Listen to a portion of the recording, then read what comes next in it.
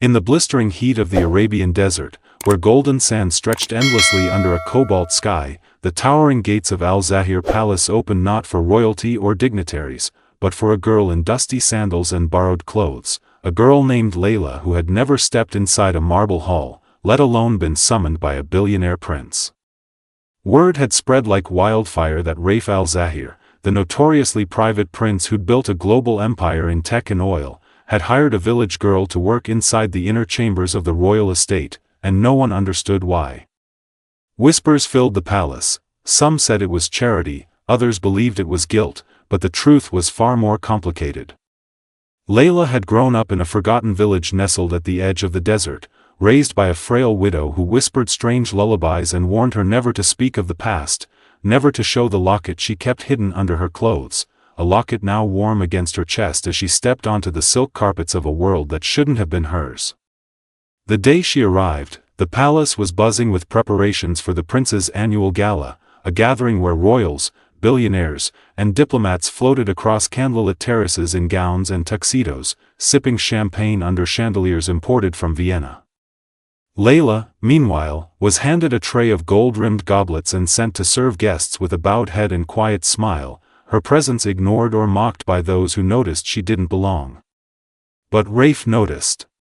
He had seen her once before, years ago, on a dusty road when his convoy passed through the desert, and a small girl had run barefoot after the last car, not asking for food or money, but looking straight into his soul.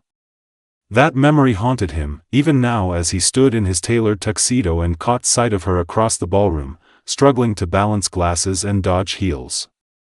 Her eyes, wide, earthy, vulnerable, met his for a moment, and something strange shifted in him.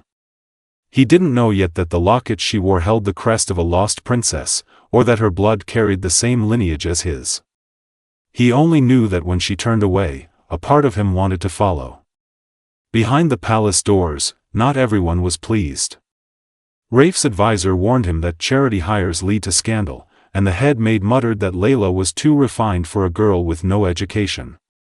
But Raif was stubborn. He insisted she stay, assigning her to the West Wing, his wing. The wing where no staff ever entered without clearance. Laila was given a modest room with silk sheets she dared not touch and a wardrobe full of uniforms that still smelled of perfume she couldn't name. At night, she lay awake under a crystal chandelier, staring at the ceiling, wondering why she was here, why her mother had cried when the letter came summoning her to Al-Zahir, and why her fingers trembled every time she touched the locket that had never opened. On the third night, she found herself wandering through a corridor lined with oil paintings, when she stopped in front of one that stole the breath from her lungs, a woman, regal and soft-eyed, whose face mirrored her own so closely it felt like looking into a future she didn't recognize. Beneath the portrait, a brass plaque read, Princess Lina of Al-Zahir, presumed deceased. Her heart pounded in her ears as footsteps echoed behind her. She turned to see Raif watching her, not with suspicion, but with something else. Confusion. Curiosity. Recognition. "You shouldn't be here," he said quietly. She swallowed hard. "I got lost." But neither of them moved. Somewhere, in that silence, the past began to wake up. And though neither of them could name it yet, fate had already begun its unraveling. Raif didn't mention the hallway encounter the next morning, but something in his demeanor had shifted. He was less aloof, more watchful, and every time Laila passed him in the palace, she felt the gravity of his gaze linger a moment too long, like he was studying a language only she could speak, but didn't know she was speaking it.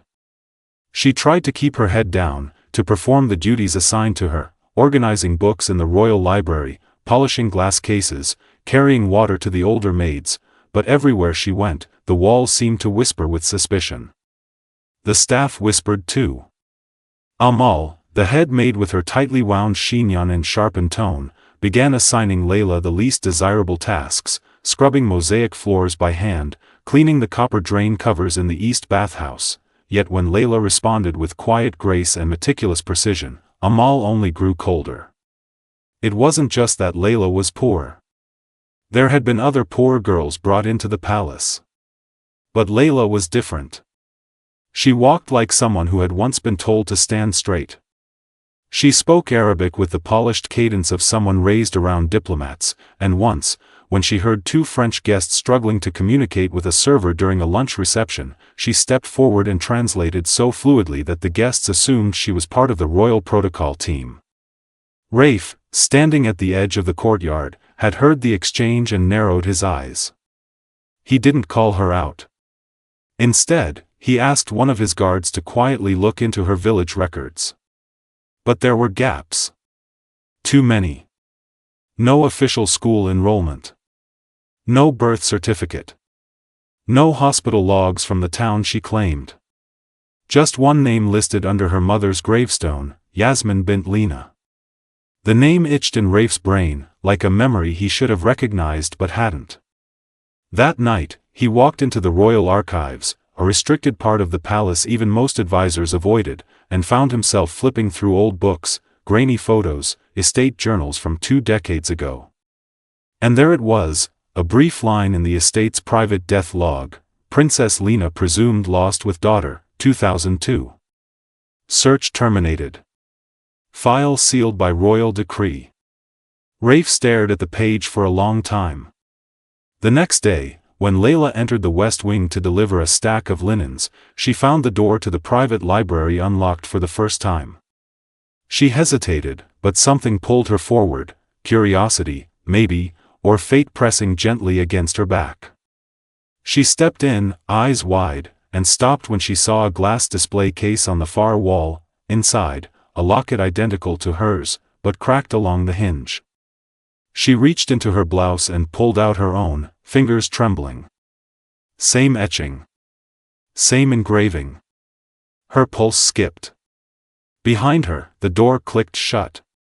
She turned quickly to find Raif leaning against the doorframe, arms crossed, his gaze sharp. "Where did you get that necklace?" he asked, voice low. Laila hesitated, her tongue suddenly heavy. "It was my mother's," she said, truthfully, but even to her ears it sounded like a lie. "Do you know what it is?" he asked. She shook her head. He stepped closer, his tone unreadable.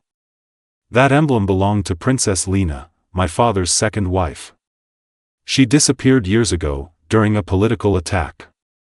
Her daughter was never found." Laila felt her knees weaken. Her voice dropped. "Why are you telling me this?" "Because," Raif said, watching her eyes, "I think you're not who you think you are."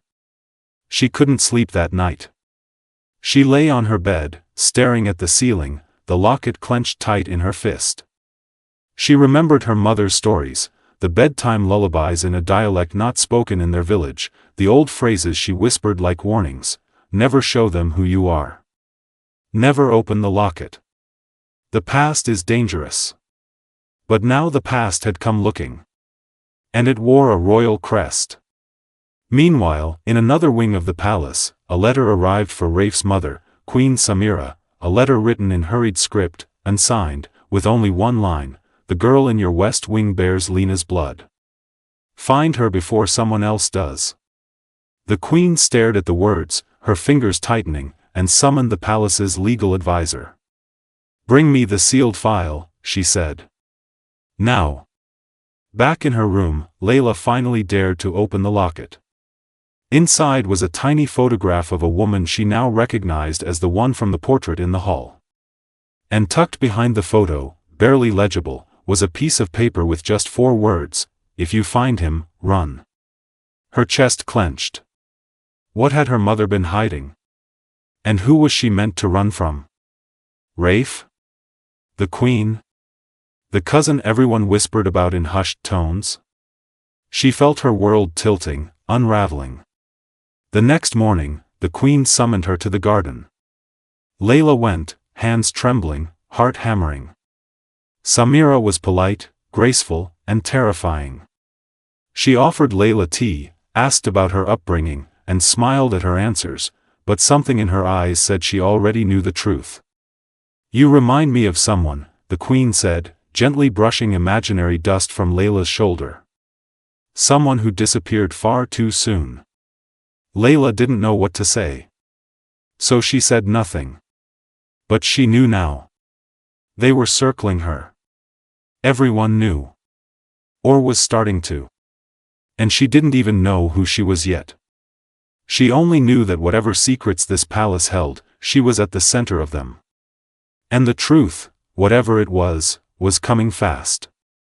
The palace never slept, not really, even when the moon hovered low over the domes and fountains trickled softly in the courtyards. Somewhere, guards changed posts, lights flickered in distant halls, footsteps echoed faintly along marbled corridors, and that night, Laila sat on the edge of her bed clutching the opened locket, her thoughts spinning too fast for rest. Every memory of her mother now felt like a riddle. Why she kept them isolated, why she never allowed visitors, why she burned every official document and kept a drawer locked with rusting keys. Laila had always thought it was grief, fear, the paranoia of a widow who'd lost too much too soon, but now she wasn't so sure, not after the Queen's strange questions and Raif's stare, not after finding her mother's face beneath palace glass, and certainly not after receiving a summons the next morning from the royal physician. She was led silently through the halls by a tall guard who didn't speak, just opened a heavy door into a sterile room with floor-length windows and a soft humming light. Dr. Hassan was already waiting, gentle-eyed, silver-haired, and quiet in a way that didn't comfort her. "Laila," he said, offering a chair, "we'd like to do a standard checkup, since you're new to the staff." His tone was calm, professional, but Laila wasn't naive. She saw the subtle nod exchanged between him and the assistant, the drawn curtain, the sudden closeness. She knew this wasn't standard, and when they took her blood. Without explaining further, her chest tightened. She left the room an hour later with the skin of her elbow aching and her instinct screaming. Back in her chamber, she searched the hidden note again. "If you find him, run." Who was him? Raif? The Queen's cousin? Her father? That night she stood in front of the mirror and tried to memorize her face, not the one the palace staff saw, not the maid's reflection, but the real one, hers, whoever she truly was. Days passed and tension thickened. The palace felt different. Every glance lasted a little too long. Every silence seemed heavy. Even Amal, who once mocked her daily, had gone oddly quiet, until one evening, Laila was called to the Queen's study. She entered slowly, heart a drumbeat in her throat, and saw Queen Samira standing beside a royal advisor holding a manila envelope. "You've caused quite a stir," the Queen said, voice honeyed but firm. "Your presence has awakened questions better left buried." Laila swallowed, her voice steady despite the tremble inside. "I didn't ask to be brought here." The Queen smiled thinly. "No, but you were." She turned to the advisor who opened the envelope and pulled out a set of results, crisp and clinical. Blood analysis, markers, identifiers, and at the top, a DNA comparison between Laila bint Yasmin and Prince Raif Al-Zahir, Raif's late father. Laila barely breathed as the advisor confirmed, calmly and without hesitation, that the match was above 99%, which meant that Laila, the girl from the desert village, was the biological daughter of a king. The air left the room, silence crashing between them like shattered glass. "You are Princess Yasmina," the Queen said, each syllable sharp. "Daughter of Lina, my husband's hidden child." Laila shook her head, the floor spinning. "No," she whispered, "that's not possible." But the locket, the dreams, the photo, the old songs, it all rushed back like a tidal wave. The Queen leaned closer. "Whether you accept it or not, your blood speaks." And then, as if sealing the sentence, she added, "You will remain in your chambers until the council decides how to proceed." Laila was escorted out, not forcefully, but with the quiet insistence of someone being politely imprisoned. Back in her room, her door was locked from the outside, guards posted, her meals delivered silently. Raif didn't come, not once, and that absence hurt more than any accusation, because he had looked at her like she mattered, and now she was just a scandal wrapped in silk sheets. Alone, she began to unravel her own memory, scraps of moments returning like torn photographs. The scent of rose oil on her mother's hair, a gold ring hidden in a sewing kit, a bedtime story about a kingdom made of stars where a lion and dove ruled side by side. Her mother used to say, "You were born of fire and silence, and one day, the world will remember your name." Laila hadn't known then how literal that was. On the fourth day of isolation, she heard footsteps outside, followed by a quiet knock, then a pause, then the door creaked open and Raif stepped in, looking 10 years older than the last time she saw him. I didn't know, he said. His voice hoarse, I swear to you, I didn't know. Laila stood slowly, her hands clenched at her sides, and now that you do.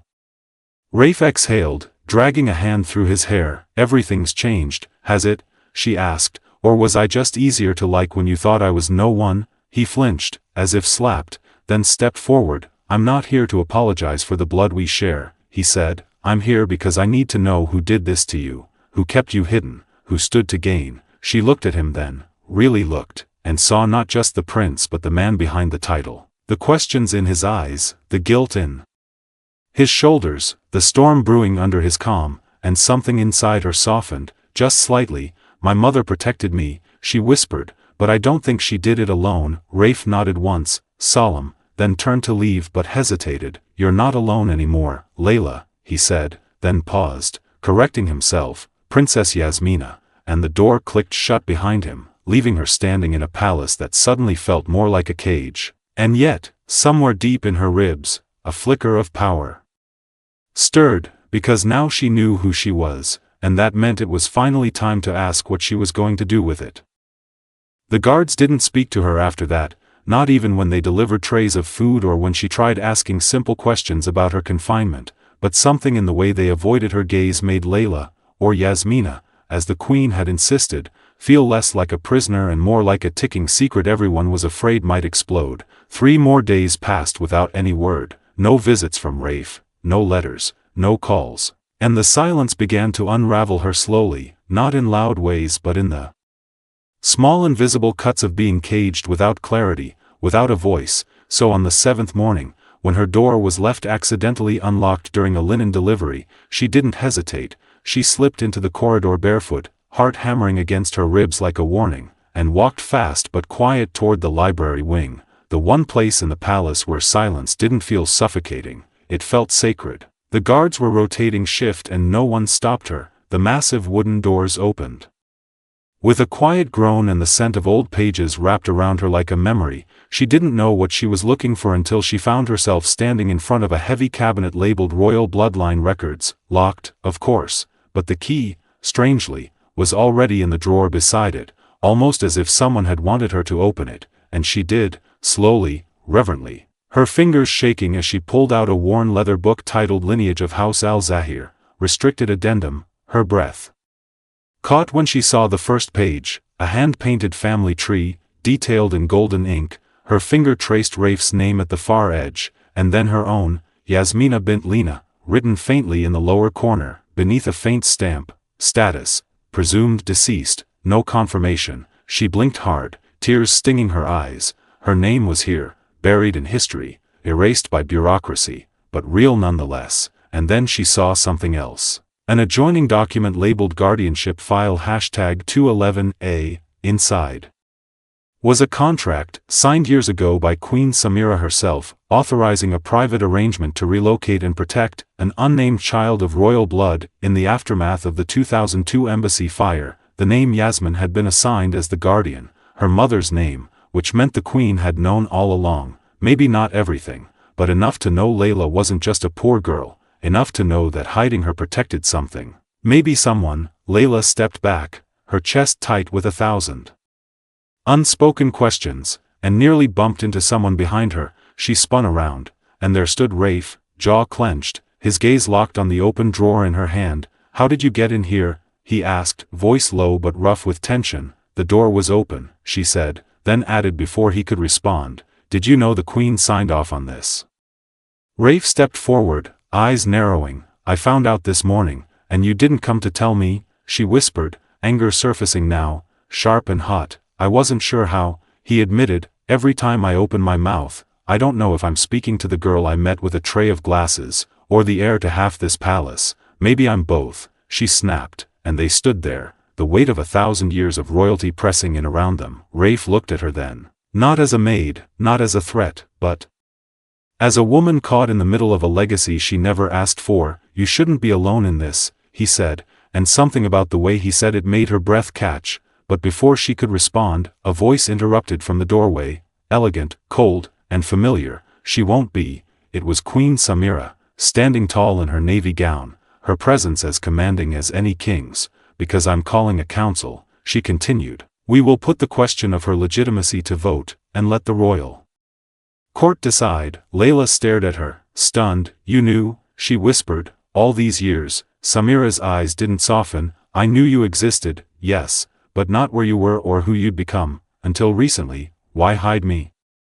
"Because your existence was dangerous," the queen said without apology. "Lena died under suspicion, your paternity would have caused legal collapse, and there were enemies then who would have destroyed you before your first birthday." Laila felt her throat tighten. "And now?" she asked. "Am I still dangerous?" The queen paused, studied her, and then, unexpectedly, said, "You're something rarer. You're powerful." The council vote was scheduled for 3 days later, and during that time, the palace turned cold again, not physically but emotionally. Everyone watched her differently now, not as the girl from the village, not even as the quiet maid, but as a living complication. Raif visited once, briefly, and told her the vote was close. Some feared her presence would split the inheritance, others worried about the political optics of a missing princess returned from obscurity. "But no one's questioning your blood," he said quietly. "The DNA proved that, and yet they're still deciding if I'm real," she muttered, bitter. On the eve of the vote,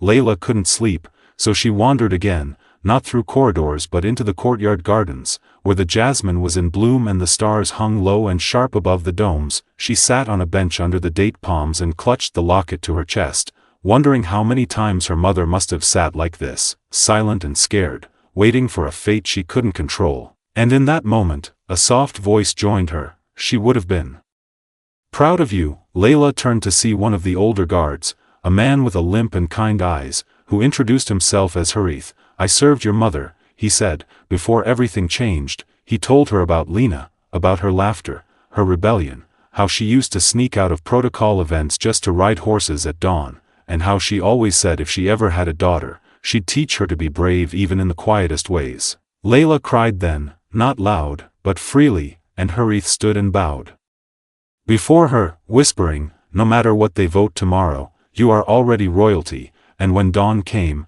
she dressed not in palace white or royal gold, but in the same pale blue gown she'd worn on her first day, the one she'd ironed herself, the one that still smelled faintly of lavender soap and dust. And when she stepped into the hall for the vote, heads turned, not because she looked powerful, but because she looked real, unpolished, and unafraid.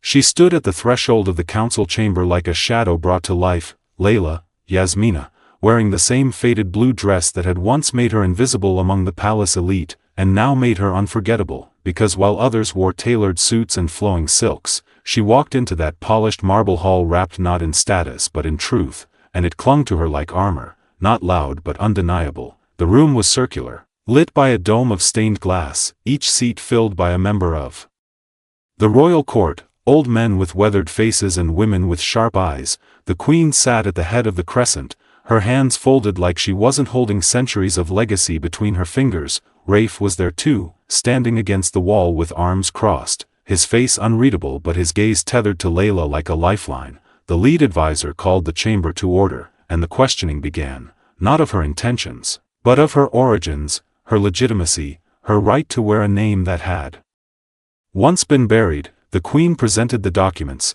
the DNA tests, the photograph from the locket, the file with her signature authorizing the child's protection after the embassy fire, and for a moment the room felt still, as if even the walls were holding their breath. Then came the voices of dissent, an elder councilman questioning the delay. Why had she remained hidden so long if her blood was royal? Another raising concerns over public opinion, inheritance battles, regional instability.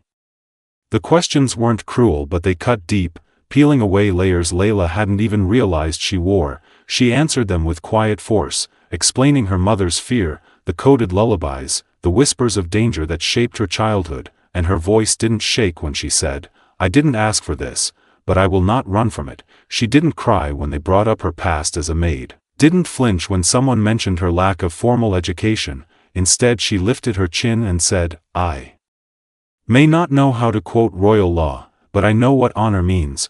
And she saw Raif exhale then, just a little, like the breath he'd been holding finally found its way out. When the final vote was called, silence fell again, members raising their hands one by one, each count a heartbeat in her chest, and when the final number tipped in her favor, just barely, no cheers erupted, but something heavier dropped into place: recognition. The weight of truth settling into a throne that had waited 2 decades for its rightful heir. She was now Princess Yasmina bint Lina Al-Zahir, not just in blood but by decree, and though the title rang hollow in her ears at first, the doors it opened came swiftly. Within days, she was moved into a royal suite, her clothes replaced, her schedule filled, tutors brought in to prepare her for public duties, press requests piling up like petals on marble. But Laila didn't smile for the cameras. She didn't rush into silk gowns or grand speeches. She walked slowly, listened more than she spoke, asked about the royal charity programs and requested tours of the villages that supplied the palace's staff, and when asked what cause she'd like to champion, she said, the forgotten, and meant every syllable. But power was never left unchallenged for long, and the news of her confirmation brought with it fresh enemies, most notably Malik, Raif's cousin, the one who had long eyed the estate, the family shares, the prestige, and had believed the crown was slowly turning toward him. His smile at the council meeting had been thin, his applause hollow, and now he began moving quietly through the shadows, digging, whispering, building a case that the DNA tests had been manipulated, that Layla's mother had plotted this from the start, that the queen had acted out of guilt, not governance. Raif confronted him once, late at night in the west corridor, and though their words were never overheard, the tension between them thickened after that encounter. Still, Raif stayed close to Laila, but not as he had before. There was distance now, not coldness, but restraint. He addressed her by title, stepped back when once he would have leaned in, and when she asked him why, he said only, "It's complicated." But she saw the pain in his eyes, the way he carried their history like a wound he refused to reopen, and she wondered if the truth of her name had stolen something that could never be returned. One evening, weeks after the vote, she wandered into the Royal Portrait Gallery, a place she had once stumbled into by accident, and now entered with keys in hand, and there she stood again in front of her mother's portrait, Princess Lina, soft-eyed and secret-lipped, and for the first time she spoke aloud, "I wish you had told me everything." And then, as if summoned by memory, another voice joined hers, low, quiet, "Raif's, she was my favorite," he said, stepping beside her. "More than my own mother." Truthfully, Laila turned to him, eyes searching. "You never told me that, you never asked," he replied, then paused. "Do you hate me for doubting you?" She shook her head. "No, but I hated being left alone when I needed someone to believe in me." Raif looked at her then, really looked, and for a heartbeat, they weren't royalty or siblings in scandal. They were just two people trying to remember where they'd left the version of themselves that had once found each other in a ballroom full of strangers. "I never stopped," he whispered, and she felt it, the ache, the longing, the sharp truth beneath the politics. But before either of them could say more, a servant arrived breathlessly with news.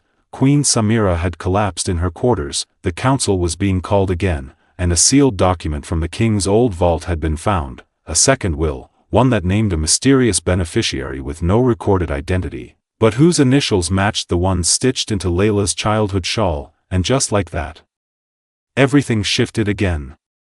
The royal physician's voice was calm when he explained that Queen Samira had suffered a stress-induced collapse, but the quiet panic rippling through the palace told another story. Laila stood at the edge of the queen's private chamber as advisors whispered and guards closed doors behind them, and even though she'd never felt close to the woman who once signed her life into hiding, her chest ached with the sudden weight of what was unraveling. But it wasn't just the queen's health that had the palace rattled. It was the sealed document that had emerged hours before her collapse, an official royal decree written in the late king's own hand, found locked away in the southern vault that hadn't been opened since the year of the embassy fire, and it carried only a few lines of text, yet those lines sent tremors through the bloodline. It stated that in the event of political turmoil or loss of life, all royal assets linked to the Al-Zahir charitable trust and land holdings outside of governmental infrastructure were to be transferred to the care of Yl, firstborn of Princess Lina. Laila had sat in stunned silence as the legal advisor confirmed its authenticity,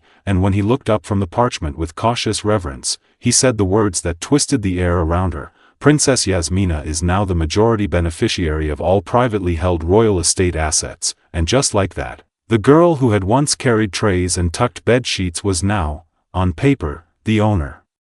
Of more royal property than Raif himself, the news hit the palace like thunder rolling across glass. Malik left the chamber in a rage, several council members called for emergency sessions, and Raif, who had once stood at the center of the legacy, now stood to the side, not because he was angry, but because the weight of it made him still. Laila found him later in the orchid courtyard, seated on the low stone wall beneath the mosaic of their great-grandfather's reign, his jaw tight, his tie undone, and when she sat beside him, she didn't speak, she just waited, and finally he said, "I knew you'd change everything, but I didn't realize how fast the ground could shift under us." She turned to him, quiet. "I didn't ask for any of this, I know," he said, then after a long silence added, "but that doesn't mean it's not yours." She searched his eyes, trying to read the hurt beneath his calm, the wound beneath the polish. "Are you angry?"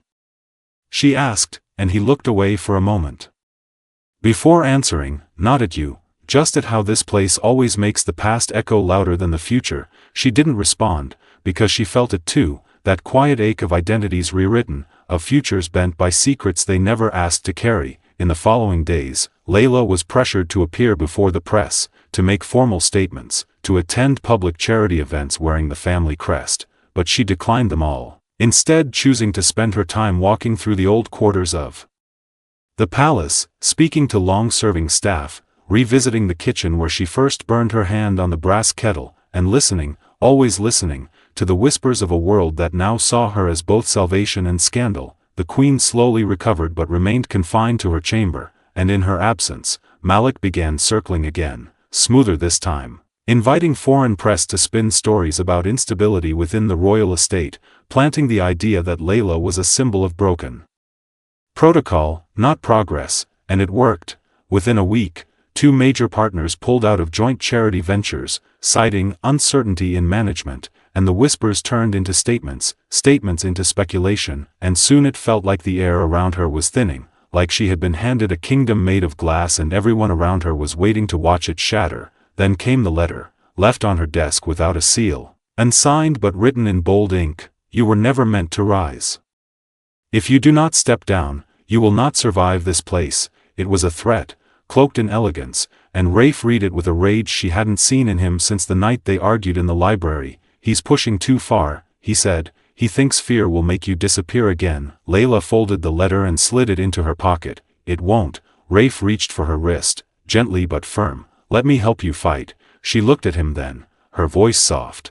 "I don't want to fight like them, I want to win without becoming what they are." And that was when he stepped back, not because he disagreed, but because he knew that the fire in her was hers alone now, and maybe always had been. Later that week, a council meeting was called to address concerns about the succession of non-governmental royal holdings, and though it wasn't officially a motion to strip Laila of her inheritance, the language made it clear they were preparing to question her fitness to lead. She arrived to the chamber dressed simply, with no jewels, no guards, just a folder in her hands and a calm in her breath that came not from royalty but from conviction. She stood at the center of the room as Malik rose to speak, smiling with his perfect teeth as he voiced concern over the optics of transferring centuries-old trusts to someone who, until months ago, was not recognized as family. And then Laila opened the folder, laying out copies of the king's final decree, transcripts from Lena's guardianship contract, and a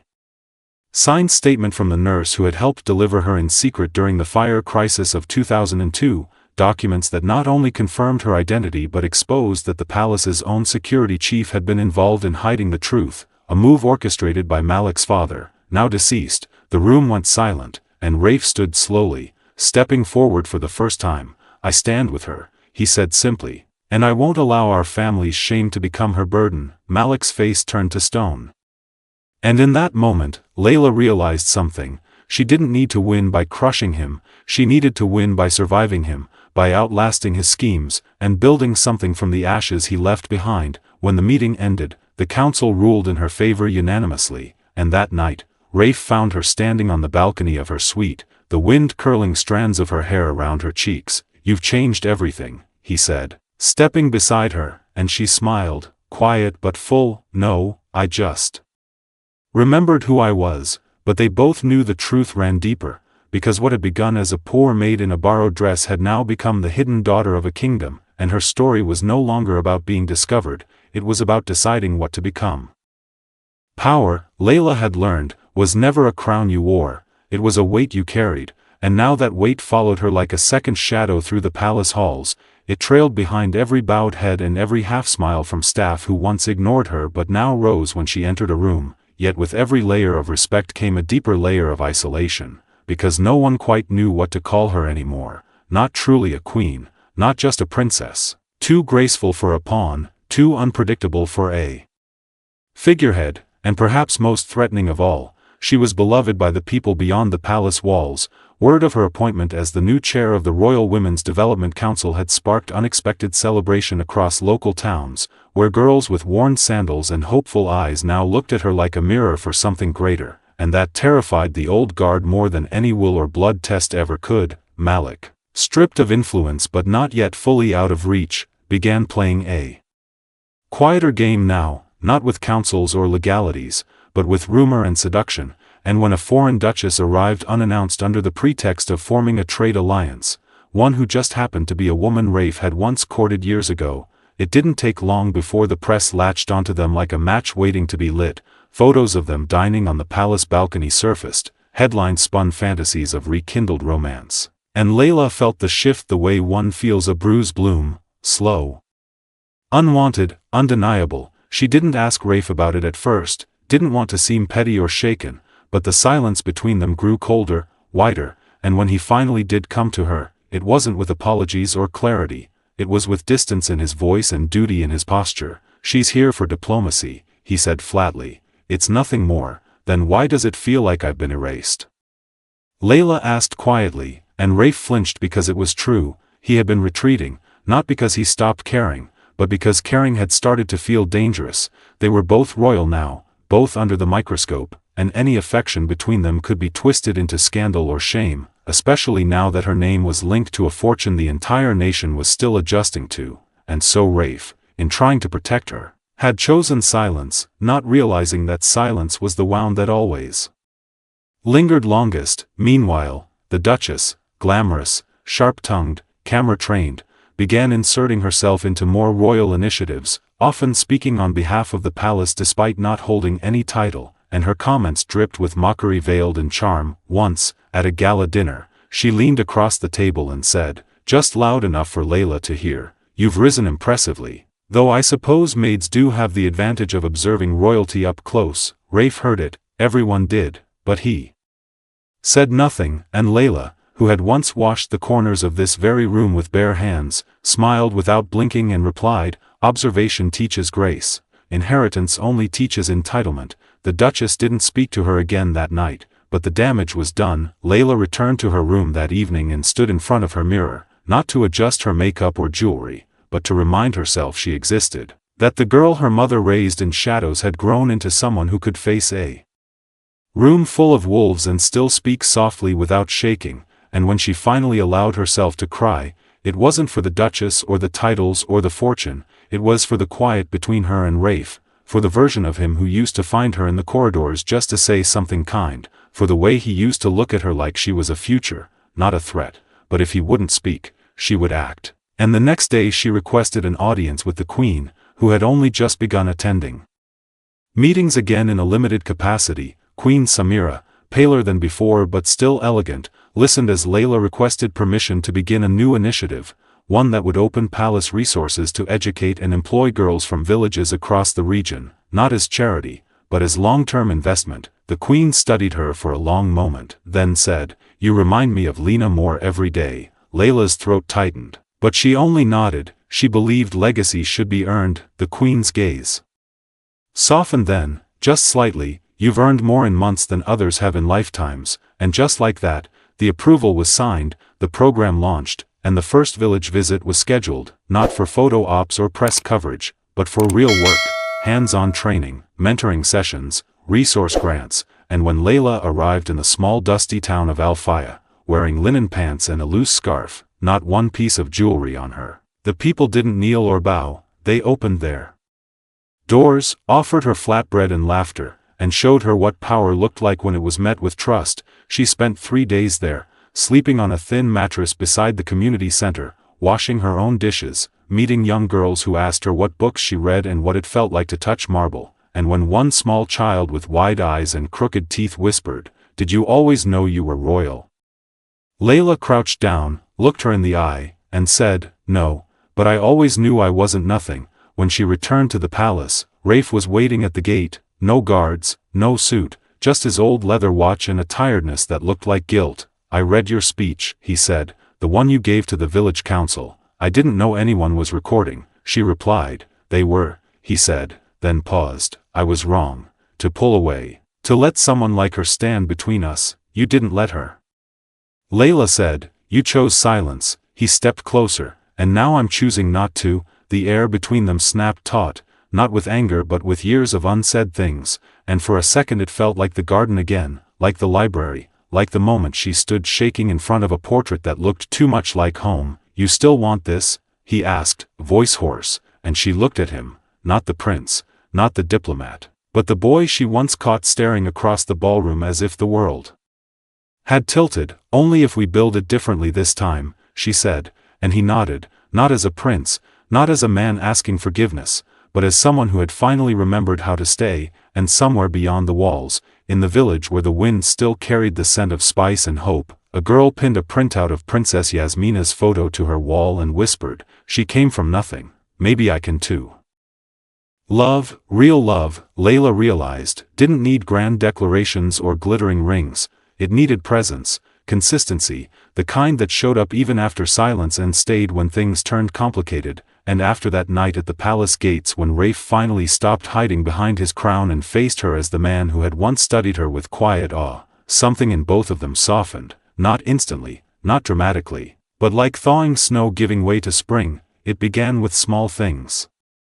Shared silences that weren't cold anymore, glances across meetings that lingered a beat longer than necessary, conversations where he asked her opinion before anyone else, and when the Duchess finally left the country under the pretext of urgent diplomatic business, no one really believed it, but no one asked questions either, because the way Raif stood beside Laila now, publicly, attentively, answered every question that used to buzz through the corridors like gossip bees. The palace settled into a strange peace after that, not quiet, but less turbulent, with Malik's influence finally waning and the queen returning gradually to a more ceremonial role. The old guards of tradition tried to cling to their thrones of protocol, but Laila's popularity outside the palace walls became a force no one could ignore. The first articles about her transformation from maid to monarch's daughter were circulated cautiously by palace media teams, but when an international journalist flew in to cover her village initiative and returned with a viral profile titled "The Desert Rose Who Refused to Wilt," it became clear her story had eclipsed even the palace's control, and that both terrified and fascinated the world watching her rise. But while the media painted her as a fairy tale, Laila knew the truth was grittier, because behind every headline was a decision she had to make, another layer of her past to unpack. And the hardest of all came 2 weeks later when she received a letter from the caretaker of the old village home she'd grown up in, an envelope weathered by heat and sand, sealed with trembling ink. Inside was a note from a woman named Marwa, the nurse who had once worked alongside her mother, who had helped fake her records, hide her identity, and who now, at the end of her life, had written a confession. Marwa's letter explained everything. How Queen Samira had sent a secret envoy to protect Lena's daughter from political enemies after the explosion at the diplomatic compound, how the king had signed a hidden decree naming the child as his heir to all private holdings, but how factions within the palace, afraid of Lena's influence, had conspired to bury the truth. "Your mother was supposed to testify," the letter read, "but she was silenced, not by violence, but by exile." The details were blurry, but the truth was sharp, and it shattered something in Laila that hadn't fully broken before, because while she had grown up believing her mother was paranoid, now she saw that Yasmin had been brave in the only way she knew, by choosing obscurity over exposure, safety over justice, and most of all, silence over scandal, not for herself, but for the daughter she swore to protect. That night Laila sat on her bedroom floor with the letter in her lap and cried, not like royalty, not like a woman groomed to carry empires, but like a daughter mourning a woman whose love had been misunderstood for too long. When Raif found her there, he didn't speak, didn't offer platitudes, he just knelt beside her, wrapped his arms around her, and let the silence hold them both. and it was in that moment, not in courtrooms or council halls, that Laila felt the most royal she'd ever been, because she had inherited more than a title or fortune. She had inherited her mother's strength, and with it, a duty that ran deeper than power. The next day she announced a formal ceremony to honor Princess Lena's legacy, to restore her name in royal records, and to return her portrait to the Grand Hall alongside the other women of the royal lineage, and the Queen, who had never cried publicly, stood beside Laila during the unveiling with a quiet tear on her cheek, whispering, "We failed her, but we will not fail you." The days that followed were filled with letters from citizens, some skeptical, most supportive, but one in particular arrived with no name, just a wax seal and old calligraphy. Inside was a second envelope, unopened, with the words, "To my daughter, when she is ready." Laila opened it with trembling hands, and her mother's handwriting danced across the paper like a whisper from another life. "If you are reading this, it means the world has finally told you the truth, but I hope it didn't change the way you see yourself, because even without palaces or crowns, you were always more than enough. I never stopped loving you, not for a single breath." The letter ended with a pressed flower, faded but intact, and Laila placed it in a glass frame on her desk, beside her official titles and foreign awards, a reminder that her real beginning wasn't written on scrolls or etched into marble, but folded into a mother's hands in a quiet desert house. That weekend, she returned to the village with Raif and personally oversaw the opening of the first Girls' Leadership Institute under the Yasmin Lena Trust. And when she stood before a group of wide-eyed 10-year-olds and told them they could be anything, everything, they believed her, not because she wore a crest, but because they had seen what it looked like to rise from dust and still walk with grace. That night, while lying under the stars on the rooftop of her old house, Raif turned to her and said, "You scare them, you know." And when she asked why, he smiled, "Because you're rewriting the ending they wrote for you." And she turned to him with a smile that held 1,000 storms and whispered, "Good, then maybe one day, no one like me will have to fight just to be seen."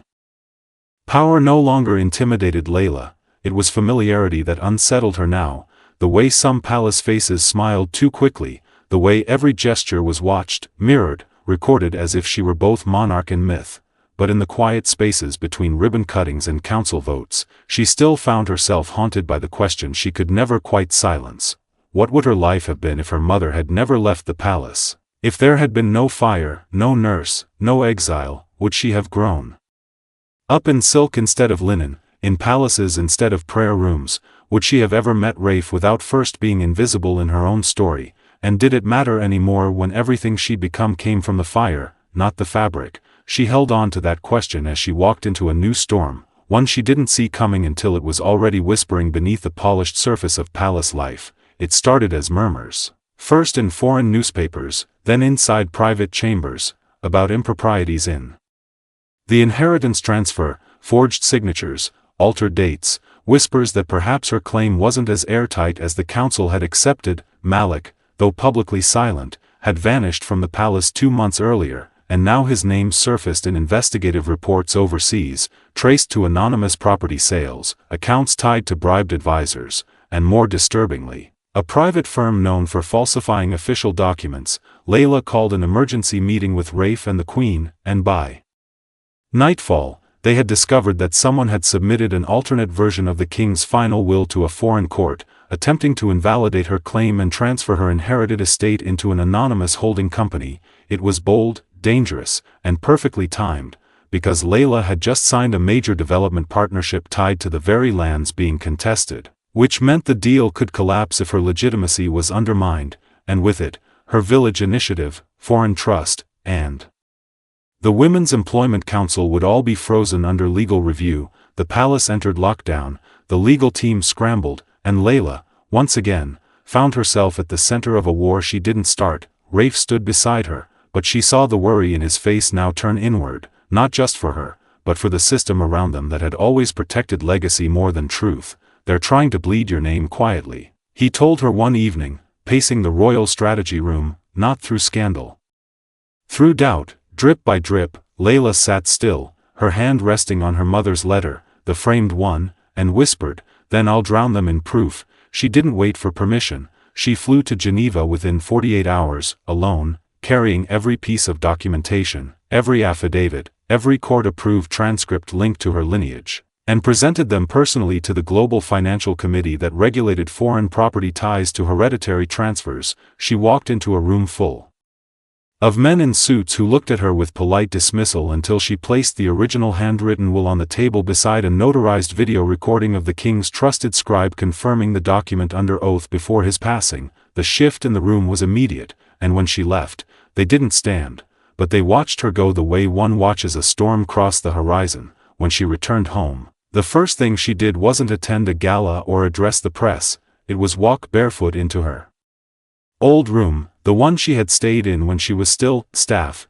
and sit on the same bed with the dusty velvet throw and let her body remember what it felt like to belong to nothing, to be no one, because she needed that memory to anchor her, needed to remember what it had felt like to be invisible, to better protect the girls now rising in her name. By the time the palace legal team received the official ruling from Geneva 3 weeks later, clearing her name fully and exposing Malik's firm for document fraud, she didn't celebrate. She held a press conference where she read a letter aloud, not to defend herself, but to announce a full investigation into the royal estate's historic power structures and a new independent committee to oversee future successions. "I refuse," she said into the microphones, "to be the last girl history tried to erase." The world responded with roaring support. Hashtags trended. Articles praised her humility, her strength, her fire, but it was the quiet notes slipped under her door that meant the most. The one from a housekeeper who said, "Because of you, my daughter speaks without apologizing now." The one from a former maid who wrote, "We watched you when they didn't." And the one unsigned that simply read, "You didn't just rise, you brought us with you." Raif found her that night in the gardens, barefoot again, walking in silence under the lemon trees. He reached for her hand without words and she let him hold it. "You were born to fix what they broke," he said, and she looked at him with a tired smile. "No one's born for that, they just survive long enough to try." He kissed her then, not like a prince claiming a princess, but like a man finally letting himself love the storm, and the wind bent low through the trees, as if bowing to her too, not because she had conquered the palace, but because she had transformed it. Victory never felt loud to Laila. It felt like stillness, like walking barefoot at night through gardens that once ignored her presence and now whispered her name like a blessing stitched into the leaves. It felt like knowing the storm didn't win, not because it didn't come, but because she was still standing after it did. And as the investigation into Malik's forgery unfolded with international warrants and frozen assets, the palace finally began speaking her name not just in whispers, but in reverence. Yet Laila didn't let the recognition soften her edge. She pressed forward with every initiative she had promised, launching the Village Scholarship Fund in her mother's name, opening 5 women's vocational hubs in 3 underdeveloped regions, and creating a review board to ensure that no child under palace jurisdiction would ever be made to disappear under protection again. While others called it bold, radical, disruptive, Laila only called it overdue, and through all of it, Raif never left her side, not in the meetings, not in the sleepless nights, not when she broke down reading another old letter from her mother's midwife, who admitted that Lena had once tried to return to the palace with baby Yasmina but was turned away at the border by guards following a silent order to erase her from the line. Not even then did he flinch. He held her when she needed to unravel, argued with her when she tried to take too much on alone, and watched her become the version of herself he always believed was waiting beneath the dust. But the palace still had expectations, and when the queen, growing older, gentler, suggested that perhaps it was time to plan an official coronation, Laila paused, not because she feared the crown, but because she didn't believe it was the only way to lead. "I don't want a throne," she said to Raif later that evening as they sat on the rooftop of the private East Wing where no cameras could find them. "I want a life that doesn't depend on being bowed to." Raif looked at her for a long time, then said, "Then build one, and I'll walk beside it." And she smiled, not because it was romantic, but because it was real, a partnership offered without expectation, without ego, without needing to outshine her light to prove his own. So when the queen formally announced her retirement from all official duties and named Laila as the principal representative of the royal trust, she accepted the title but declined the ceremony, instead redirecting the entire coronation budget into rebuilding 3 schools destroyed during the border riots the year before, and when the press tried to twist it into a refusal to accept tradition, she answered with a press release that simply read, "I am not here to inherit legacies, I am here to fix them." The message went viral, shared in classrooms, reposted by young women across continents who had never heard of Al-Zahir before but now looked at it as the place where a forgotten girl stood taller than the men who once tried to disappear her. Still, not all ghosts vanish just because she stood in the sun, and one morning, Laila received word that her biological father's estranged sister, the only surviving sibling of the late king, had requested a private meeting after years of exile. Her name was Fatima, and no one had seen her since the early 2000s, when a political scandal forced her into silence. Laila agreed to meet her not in the palace, but in a quiet stone courtyard used by visiting scholars, and when Fatima arrived, draped in faded linens and moving slowly from an old injury, the first thing she said wasn't a greeting but a quiet, "You look like Lena," and it broke something in Laila, not in pain, but in belonging, in the confirmation of history that felt more like breath than burden. They talked for hours, and Fatima told her what few knew, that the fire at the diplomatic compound had not been accidental, and that many had wanted Lena gone long before it happened. She wasn't obedient, Fatima said, and they feared what she might make of the kingdom if she raised a daughter to think the same. And suddenly Laila understood the decades of silence, the layers of fear, the reasons why some secrets had been buried with more care than any treasure.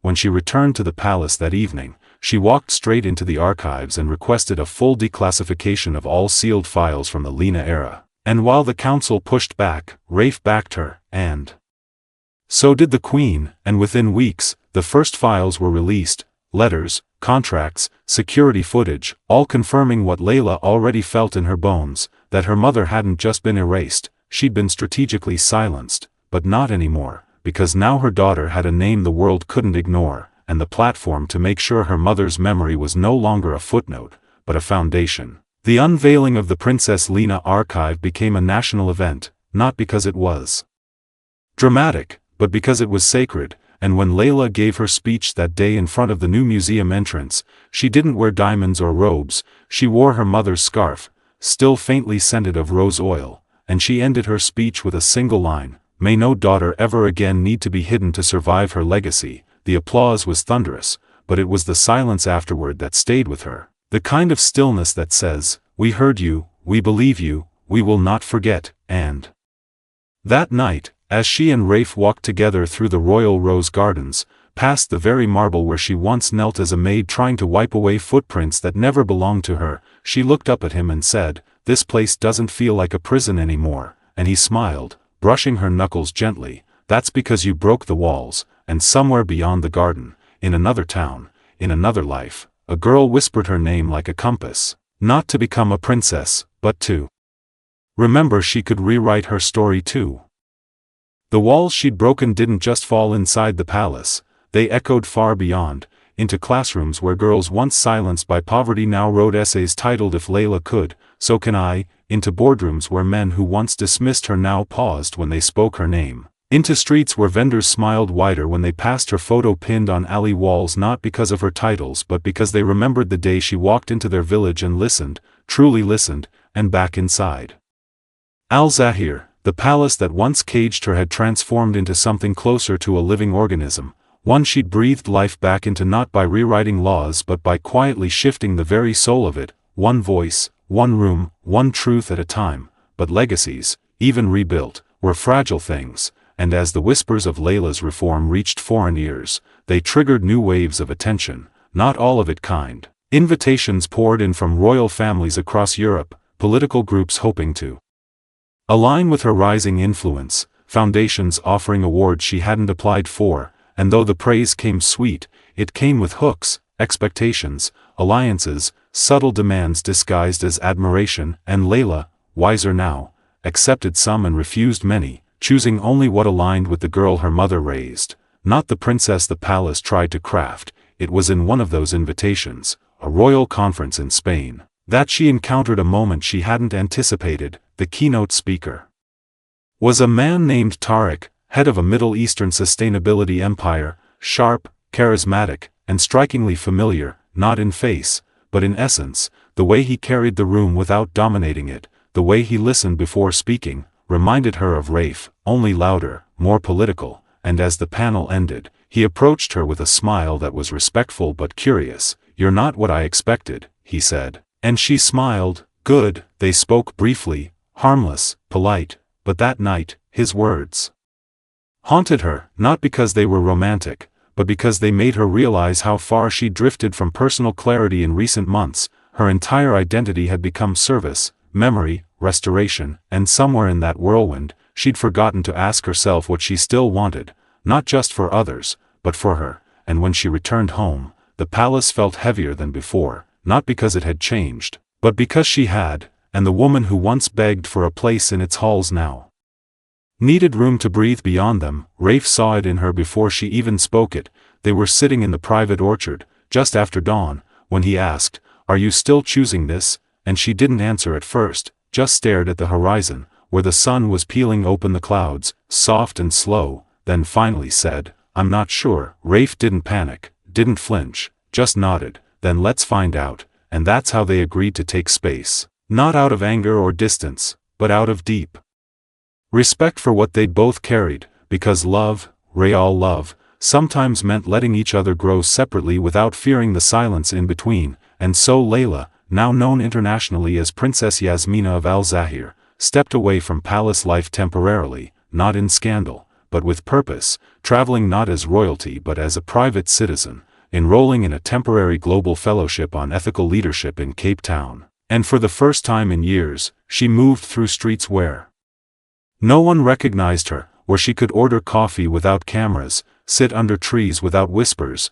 and rediscover the rhythm of her own thoughts. And she studied not diplomacy but architecture, the design of open, inclusive spaces, because she wanted to build more than programs. She wanted to build places that felt like safety, and it was there, months into her fellowship, that she wrote a letter Raif would later call the most beautiful thing he'd ever read. She wrote about how power had taught her strength, but simplicity had reminded her of softness, about how her mother's lessons meant more in the quiet than in the spotlight, and how she still wanted him, not because of titles or alignment, but because in all the world she'd stepped through, his presence had always been the only one that made her feel like she could exhale. And when she returned to Al-Zahir at the end of that year, she didn't arrive with guards or fanfare. She arrived with a single suitcase and her mother's scarf tied loosely in her hair, and Raif was waiting, not in the palace gates, but in the old stable courtyard where they once argued under candlelight about duty and desire. He didn't speak when he saw her,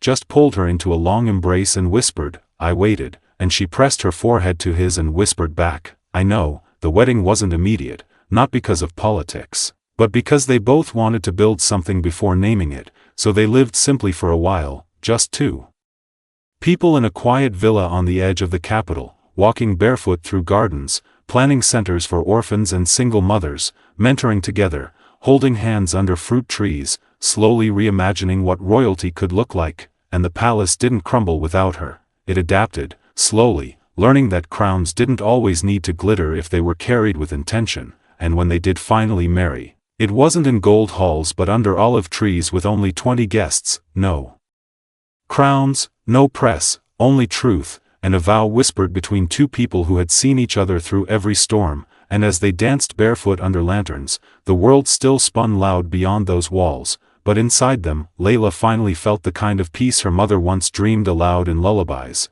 a home not built from marble, but from memory, and a love not born in lightning, but in light that never left.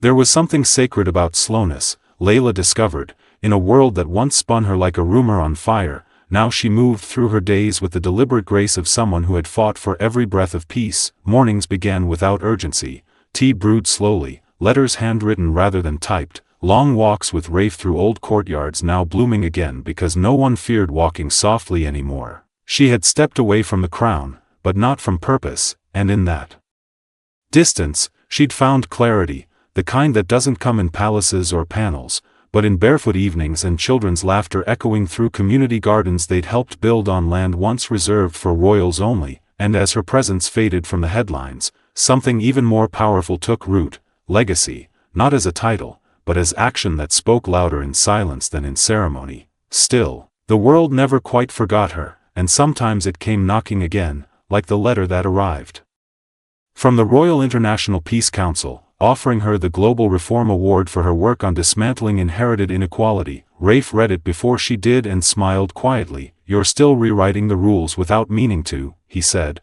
and she laughed. "I'm just stubborn." But when she stood on that stage months later, dressed in a simple emerald gown with her mother's ring on one hand and no title pinned to her chest, she spoke not as a princess, not even as a reformer, but as a girl who once polished floors hoping the world wouldn't see her, and now stood because she refused to go unseen again. Her speech was short. "This honor isn't mine alone," she said. "It belongs to every girl who was told to stay quiet, to every mother who gave up safety so her daughter could have a name, to every maid who watched the throne and knew she could sit there too." When she stepped down, the applause was thunderous. But Raif's eyes from the front row were what steadied her, and as they flew home together that night in a private jet offered by a former rival turned ally, Laila leaned against the window and whispered, "Do you think my mother would be proud?" And Raif didn't answer right away, just reached into his coat and pulled out a small envelope he'd been saving. Inside was a worn photograph, one Harith the old guard had found tucked inside Princess Lena's last journal, a photo of Lena cradling a baby, hair loose, smiling not for the camera but for the life she was holding, and on the back, written in fading ink, "For the world she'll change one day." Laila didn't cry, she couldn't, the moment was too full, too wide, and she just held the photo against her chest as the clouds passed slowly beneath them. Weeks later, back in Al-Zahir, something quiet but seismic happened. The Queen called a final council to announce her complete abdication from all remaining ceremonial roles and named Laila as her personal successor for international humanitarian representation, and Laila accepted only under one condition, that she could continue serving as a citizen, not as a sovereign. "I've been royalty," she said softly, "now I want to be useful." And the Queen, older, thinner, but softer too, smiled and replied, "Then perhaps you've finally become what none of us could." It wasn't a coronation, but something deeper, a passing of trust, not power. And in the weeks that followed, Laila quietly assumed duties across embassies and coalitions, not to command but to connect, and everywhere she went, people remembered not the heiress or the scandal or the stolen identity, but the young woman who once chose to stay quiet, and then chose to speak. In early spring, she and Raif held a small gathering at the community house they'd funded together, inviting every girl from the first scholarship class, now in their final year of university, and as they sat in a circle beneath fairy lights and fruit trees, one of the girls, a shy poet named Amara, read a piece she'd written, titled "For the One Who Showed Us It Was Possible," and Laila, overwhelmed, laughed through the tears and whispered afterward, "I'm not that special," to which Amara simply replied, "You were the first one who didn't wait to be chosen." And that, Laila realized, was the truth she'd been walking toward all along, not that she was born to lead, but that she had chosen not to disappear, that she had chosen again and again to rise even when her name wasn't written down, and that choosing herself had become the most royal act of all. Later that night, as she and Raif sat under the same olive trees where they had once exchanged promises with no rings, she rested her head against his shoulder and whispered, "Do you ever wonder what would have happened if we'd met a different way?" And he smiled, brushing his lips gently against her hair. "No," he said, "because I think the storm made us honest." And they sat there in the quiet that needed no explanation, no ceremony, no audience, just stars, and a sky that finally felt big enough to hold the kind of love that had never needed a crown to be extraordinary. By the time summer curved gently into the golden edges of fall, Al-Zahir had changed in ways no council had predicted, not through revolution, but through redefinition, and it wasn't a throne that marked the transformation. It was the sound of girls laughing in once silent corridors, the sight of farmers delivering produce directly to palace kitchens from lands that were once barred by class. It was the way staff now stood a little taller, no longer just part of the background, but acknowledged as the threads that held this place together. And at the center of it all, Laila, Princess Yasmina to the outside world, but still Laila to the ones who mattered, moved like someone who no longer carried the weight of proving herself, because there was nothing left to prove, only more to build, more to protect. She had settled into her role as the Queen's international delegate with ease, not because she loved politics, but because she had mastered something more powerful, listening. And now, when she entered rooms once dominated by suits and skepticism, they quieted not out of fear, but because they knew she was the one who asked the questions they were too careful to speak aloud. Her influence became its own form of diplomacy, soft, unshakable, and when she walked into humanitarian negotiations on behalf of displaced children from war zones, she didn't bring slides or statements. She brought handwritten letters from girls who still slept on floors, and her presence made even the most reluctant governments pause. Back in Al-Zahir, Raif had stepped into a quieter leadership role, managing the family's innovation fund focused on sustainable infrastructure and ethical tech, and together, they had become something neither of them had planned for, not just partners in love, but co-architects of a future that bent toward grace. It was during one of their routine visits to a youth mentorship program outside the capital that a child no older than 6 asked Raif, "Are you the king?" And Raif, with a crooked smile, replied, "No, but I married the one who should have been," and Laila, standing nearby, couldn't help but laugh, not out of pride, but from the soft disbelief that this was her life now, a life built not from inheritance, but from insistence, not from legacy, but from labor. Still, even peace carries its echoes, and one afternoon, while organizing archives for a historical exhibition on Al-Zahir's modern transformation, Laila discovered something unexpected: an old letter, yellowed with time and tucked behind a portrait frame, written by her mother, Princess Lina, to her unborn daughter, dated just days before the fire that changed everything, and it read not like a will, but like a whisper across time: "If they ever find you, let them call you what they must, but remember, names are only noise unless you decide what they mean." Laila held the letter to her heart, stunned by how perfectly her mother had predicted the battle she would one day fight, and she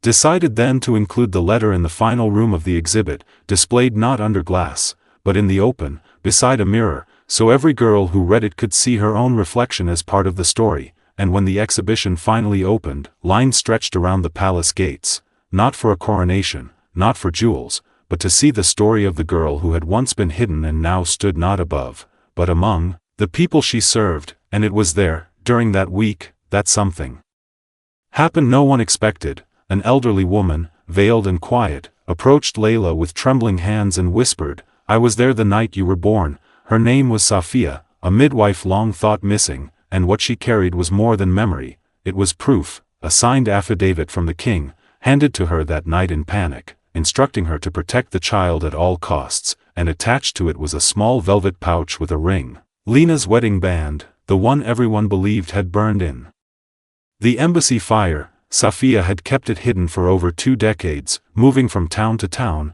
waiting for a day she wasn't sure would come, and now, with tears in her eyes, she handed it to Laila, who held it like it was still warm from her mother's hand. Later that night, under a sky full of impossible stars, Laila sat in the garden with Raif, the ring in her palm, and said quietly, "I think I finally know who I am." And Raif, eyes soft, replied, "You always did, you just needed the world to catch up." And in that moment, she didn't feel like a survivor or a princess, she felt like the ending of a storm, calm, wide, and full of light. And as a cool wind rolled across the courtyard, Laila placed the ring inside a small wooden box and whispered, "For her," and left it in the garden library she had built in Lina's name, where it would stay not as a relic, but as a beginning, waiting quietly for the next girl who would need to be reminded that power doesn't live in palaces, it lives in the ones brave enough to rise from nowhere and write a name no one can erase.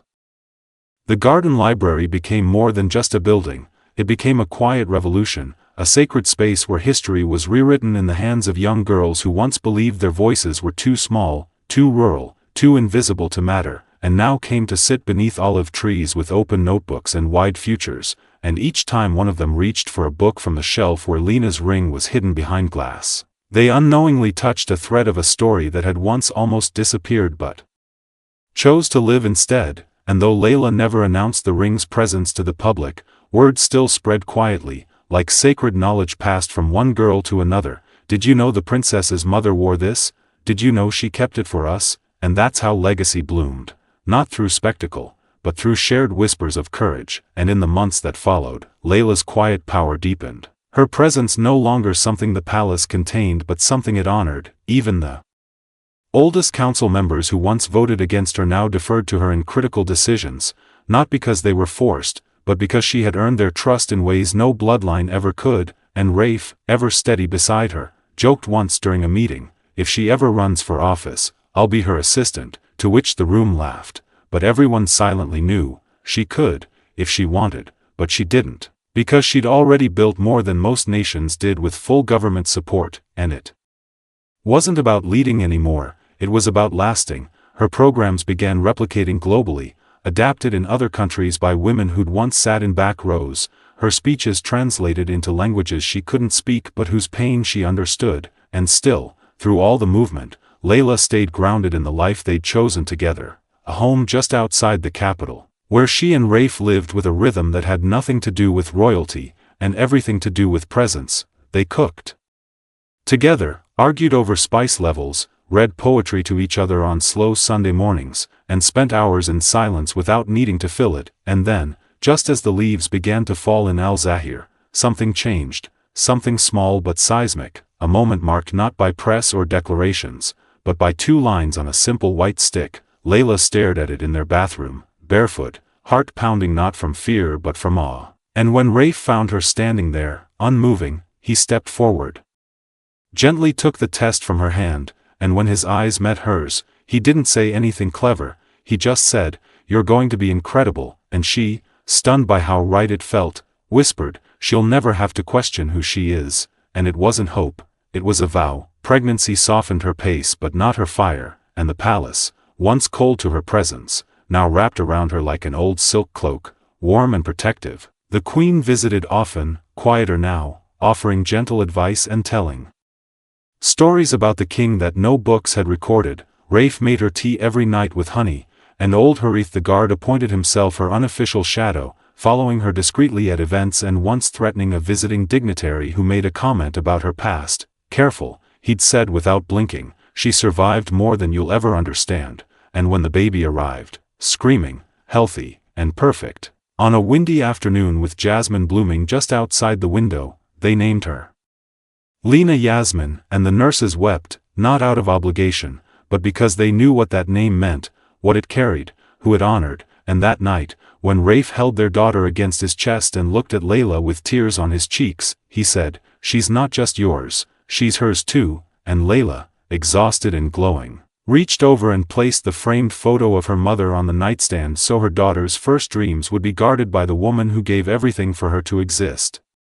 Weeks passed in a haze of soft mornings and lullabies, and when they finally brought Lina Yasmin to the village her grandmother once hid in, hundreds of girls gathered just to see her, some holding drawings, others bringing notes folded with tiny wishes, and Laila stood at the front of the school she built from the ruins of silence and whispered into the wind, "She will never be hidden." And that was the moment the final ghost left her, because there, in the faces of the girls who now dreamed louder, who stood straighter, who looked at her daughter not with envy but with belonging, she saw the completion of her mother's story, the rewrite, the justice, the full-circle moment history rarely offers. And as Raif wrapped his arm around her and they watched the sun drop behind the mountains, painting the sky in gold and shadow, he whispered, "I think this is what peace feels like." And Laila, smiling through full eyes, whispered back, "And it only took a lifetime to find."